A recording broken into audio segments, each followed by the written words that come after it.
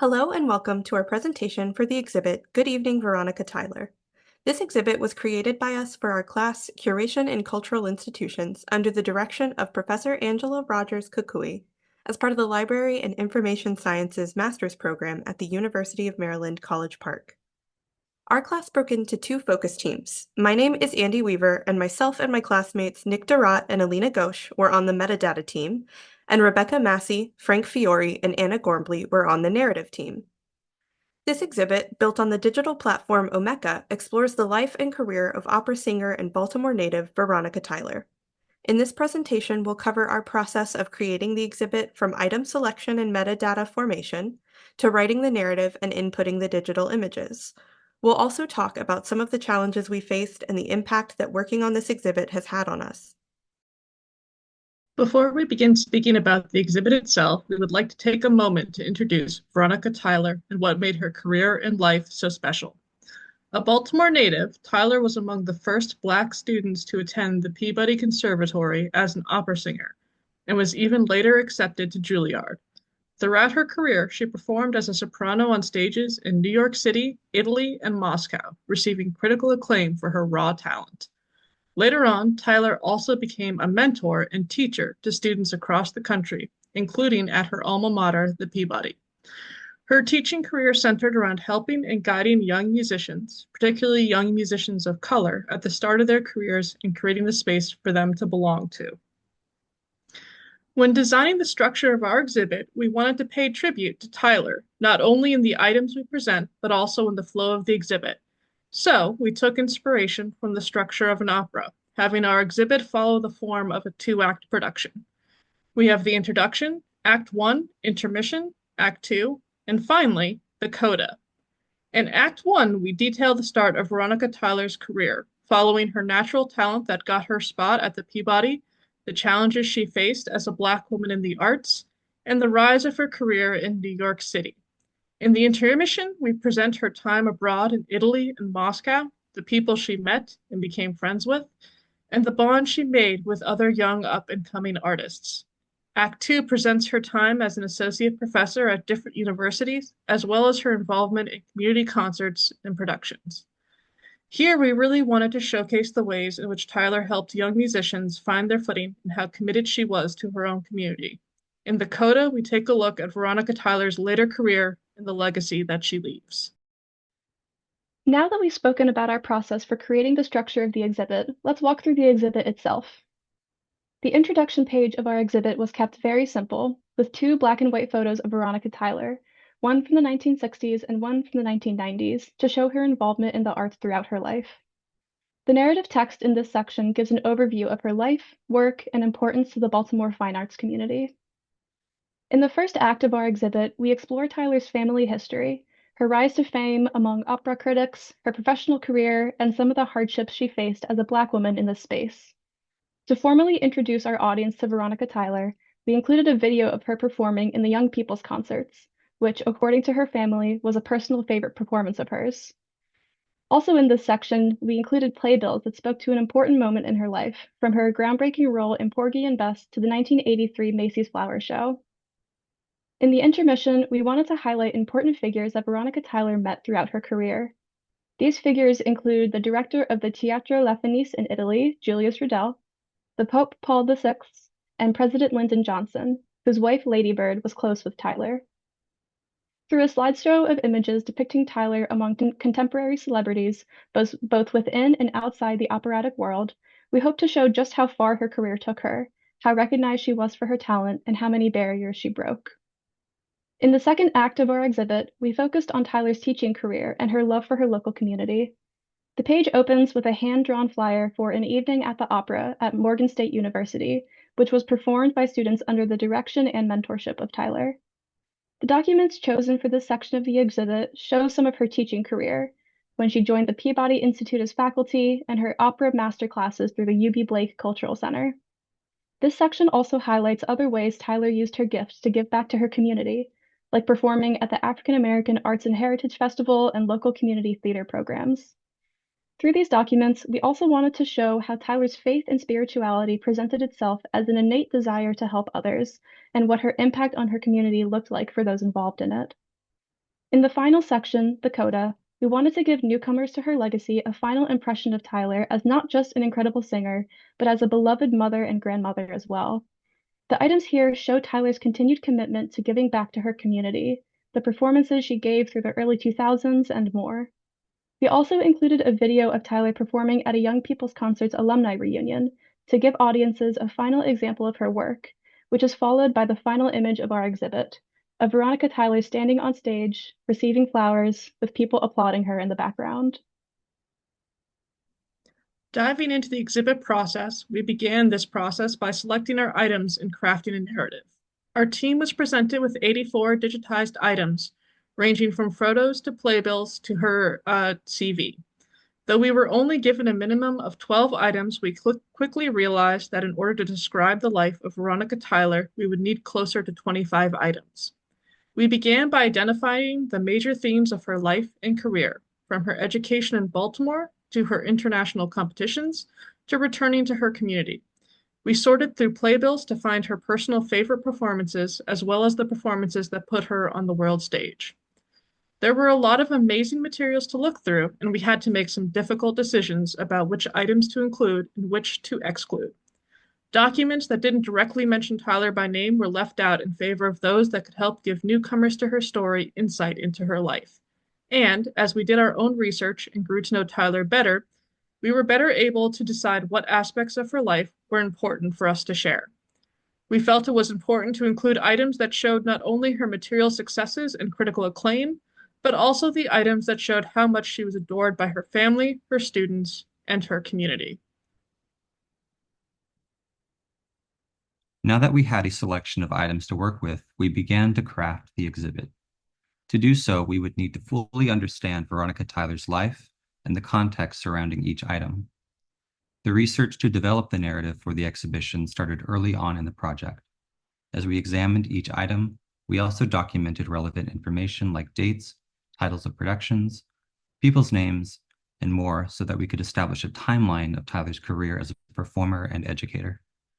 Some of this information was easily evident by looking at the items themselves or by deciphering the handwriting on the backs of photos.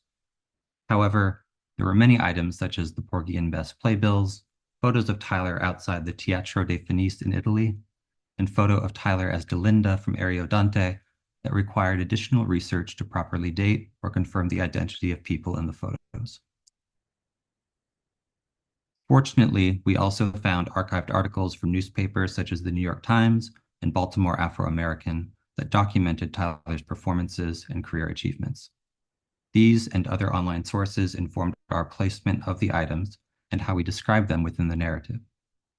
Notably, there are also many items that we didn't select for this exhibition, such as artist profiles and professional resumes that nonetheless provided insight on Tyler and helped us contextualize her remarkable career. While drafting the narrative, we met with Tyler's daughter and granddaughter, Adrienne and Kimber. This gave us the opportunity to ask questions and gain a deeper insight on how Tyler herself would want to be remembered. We asked questions about Tyler's favorite songs and performances, her early development as a singer, her motivation to teach and give back to her community, and the challenges she faced as a Black woman in the predominantly white field of opera during the Civil Rights era. We listened closely and took notes, while Adrienne and Kimber shared many personal stories about Tyler. This not only provided information and quotes that informed the exhibit narrative, but also gave us a more intimate understanding of who Tyler was as a person and just how important she was to her family. Once we arranged the items in Omeka, we got to work drafting the narrative. We wanted to ensure there was a natural progression in each section, as each item provided the opportunity to discuss a major aspect of Tyler's career. For example, we opened Act 2 with the hand-drawn poster of a student production that Tyler directed during her time at Morgan State University. This allowed us to provide an overview of her teaching career and also note her commitment to inspiring the next generation of young singers through work within the Baltimore community, including at the Eubie Blake Cultural Center. In addition, the stories from Adrienne and Kimber allowed us to add a more personal touch to the narrative, like her singing of He's Got the Whole World in His Hands, which she considered among her favorite songs. We also learned more about specific artists that she crossed paths with in New York as one of the premier opera singers of the 1960s. In this way, we aimed to create a narrative that not only highlighted each item, but also told a cohesive story about Veronica Tyler's career, life, and legacy. The other side of exhibit curation is a bit more technical. In this section, I will talk about our metadata standards and practices. Metadata is data used to describe data and/or information resources. The importance of accurate and robust metadata extends beyond the exhibit itself. Good metadata description of these items would, theoretically, facilitate an expansion of the exhibit as well as contribute to these items' discoverability on the web, whether that be through the use of keyword searches or web crawling programs. Omeka utilizes the metadata standard Dublin Core, DC, and provides the users with fields for the core 15 metadata elements, title, description, date, etc., to describe each item as featured on this image here. In this image on this slide, you can see that there is an image of a playbill and the 14 metadata fields used to describe that item. We did not find applicability for the contributor field for any item in this exhibit. Overall, we benefited from the use of DC due to its flexibility. Each of the 15 metadata elements is optional and can be used as the curators see fit for each item in the collection. The varying nature of the items in this exhibit meant that DC was not applied to each item in the same way. For example, photographs are described differently than texts. To offset this flexibility, we committed to using description standards and controlled vocabularies where possible, as will be touched upon more in the next slide. It is important to note that these items are digital facsimiles of physical items, and our metadata descriptions describe the physical objects, not the facsimiles. As a team, we had to decide which metadata fields we would require to be completed for each item, and which description standards and controlled vocabularies we would use to format the content of each metadata field. As mentioned above, the contributor field was not used in this exhibit, and the remaining 14 fields were used as applicable. The following tables cover the controlled vocabularies, encoding schemes, and description standards we employed when completing metadata fields. In this table, you can see on the left the metadata field, and on the right, its corresponding controlled vocabulary or encoding scheme. For the subject field, we used the Library of Congress subject headings, LCSH. We used, for the date, ISO 8601. For the format field, we used the Art and Architecture Thesaurus, AAT. For the language field, we used ISO 6393. For the type field, we used the Dublin Core Metadata Initiative, DCMI, type vocabulary. For coverage, we used the Getty Thesaurus of Geographic Names, TGN. These are all existing controlled vocabularies and encoding schemes, and allow for a standardized way of describing these fields across all information objects on the internet. In the next slide, we're covering the description standards that we, the curators, had to invent for this exhibit. For the title field, we just enforced proper capitalization. For the creator field, we employed last name, comma, first name, or organization name. The source for all of these items were the Veronica Tyler archives, and the publisher of all of these items is the Eubie Blake Cultural Center. For the rights field, we use the Creative Commons rights statements in copyright, educational use permitted. That is to say that these items can be replicated and disseminated for educational purposes only. For the relation and the identifier fields, we used a 3-digit code to uniquely identify each item. And if it was related to another item, it would be hyperlinked using that code to the other item. These standards allow other systems to make sense of / make use of the data about these items, and ensures that descriptions across items in this exhibit is consistent, as well as establish a foundation from which this exhibit can continue to grow. We did not apply a description standard to the description fields, so as to allow for maximum flexibility when describing each item. In order to provide robust descriptions, we had to conduct research into each item's greater context, as was detailed above. The challenges of this project can be broken down into two categories, narrative and technical. In creating a narrative for this project, we wanted to be sure and capture Tyler's talent as an artist, as well as the adversity she faced being one of the pioneering young Black artists in her profession. However, we wanted to be careful not to create a narrative that reduced her to the challenges she faced. We spent time discussing the right balance of content related to both her achievements and her struggles, as well as the ways in which she paved the way for future Black artists in response to those struggles. Another challenge in creating the narrative was the narrowness of the selection materials to which we had access, only a portion of the archive, and our lack of personal knowledge of Tyler. Tyler's granddaughter Kimber and her daughter Adrienne were generous enough to speak with us and answer follow-up questions, which helped us face this challenge. We were also able to corroborate the items we had access to with our own research and previous content covering Tyler. On a technical front, we had some debate about how to approach the metadata for this project, namely whether we wanted to describe the physical archival materials provided by the Tyler family, or whether we wanted to describe the digital scans we were working with. Ultimately, we chose to describe the physical objects, for example, listing the format as black and white photograph as opposed to JPEG. This is also reflected in the titles and descriptions of our objects. We found another technical challenge in the capabilities of Omeka as a platform. Our team spent a lot of time adjusting settings to create the most visually pleasing and user-friendly displays for our visual objects, and the most readable font and size for our text. This particular challenge required creative solutions, such as invisible text formatting and HTML adjustments, which are not straightforward in Omeka. Omeka is an online platform that is primarily for cataloging digital items. The exhibit building function is actually a plugin that needs to be installed and is a rather basic program with limited options. There are only a few ways to arrange items in the exhibit with text blocks. The options are File, File with Text, Text Block, Carousel, Gallery. The biggest issue we encountered was with file sizing. The file size settings were not intuitive, and while there are customizing options, it took quite a bit of clicking to find the correct setting and apply it to achieve the desired result. For example, Omeka offers two options for image thumbnail shapes, thumbnail or square thumbnail. The square thumbnail option would not resize the image, but rather crop it to a designated shape. We could not find a way to specify which portion of the image should be cropped. The regular thumbnail option would marginally resize the image with no cropping, and ultimately, this was the option we used the most. For the image blocks themselves, selecting a gallery image block proved unusable, as all images in the gallery would be automatically cropped. Meanwhile, selecting the carousel image block setting would resize the images without cropping, allowing us to maintain control of which portion of the image was displayed on the page. It allowed for visitors to interact with the exhibit by cycling through the images at their own pace.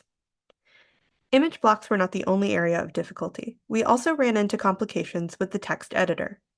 All text blocks in Omeka have a rich text editor, though it cannot be used to adjust font size or style. However, each text block comes with an HTML code input. Of course, this is only useful if you know HTML. With some effort, we were able to get several HTML codes to work, including text size, but the process left a lot to be desired. One particularly fun challenge was figuring out how to get our embedded videos to start at the desired playtime. The first video starts at Tyler's performance, and we were able to quickly embed it into the text block. After a bit of resizing, it looked congruent with the exhibit and performed as expected. The second video in the exhibit, however, is roughly an hour long and features a performance by Tyler around the 20-minute mark. The URLs produced by YouTube for embedded videos and timestamped videos are different, and for a moment it seemed we would not be able to blend the two URL formats in order to both embed the video as well as have it start at Tyler's introduction. After some research, we discovered an alternative way to attach a timestamp to the URL, which allowed the video to operate as desired. On a more personally reflective note, working on this exhibit and learning so much about Veronica Tyler's legacy really illuminated the value and importance of community, how it shapes us as individuals, the value of giving back to our communities, and the importance of creating space for each other, especially for communities of color and especially when in predominantly white spaces or careers. It was also such a joy for us to be able to learn about opera and the music that Tyler loved so much. We all came into this project knowing very little about opera, but some of us had a long-held interest in blues and jazz music of the early to mid-20th century. This includes many artists like Veronica Tyler, who broke racial barriers through the sheer force of their musical talent. It was rewarding to learn more about Tyler from not just each playbill and photograph, but also from her family, and it was an honor to get to tell her story through this exhibit and bring attention to her as another transcendent artist of this era. Personally, for me, it was a joy to work on this project about a woman of color as a woman of color. Throughout this project, I often saw myself and my experiences in hers. Being in a predominantly white field at a PWI, I'm often the only person of color in my classes or in my jobs, and there's a status quo that most people are unwilling to break. But isn't that exactly why exhibits like this and telling stories like Tyler's is so important? Thank you so much for listening to this presentation and hearing us talk about our experience with this project. We can't wait for you to explore this exhibit. Have a great rest of your day.